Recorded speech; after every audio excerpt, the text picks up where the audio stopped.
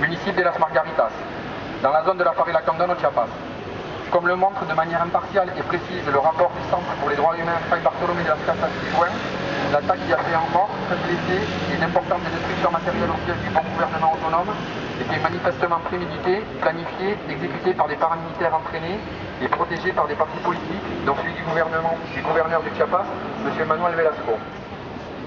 Nous unissons nos voix à celles des conseils zapatistes, à celles du centre Fraiba et à celles de nombreuses organisations de solidarité avec les zapatistes dans le monde entier pour demander une enquête immédiate visant à sanctionner les auteurs matériels et les commanditaires politiques de cette lâche agression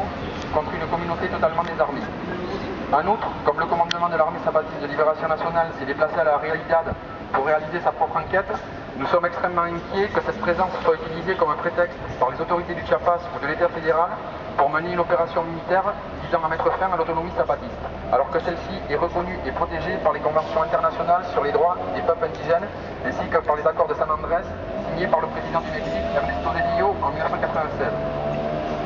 Par conséquent, nous vous demandons instamment de bien vouloir transmettre notre courrier avec son annexe au gouvernement fédéral du Mexique dont vous êtes un représentant, en attirant son attention sur le grave préjudice qu'encourt le Mexique vis-à-vis de la communauté internationale qui continue à tolérer des agressions paramilitaires liées aux partis politiques au pouvoir dans le pays.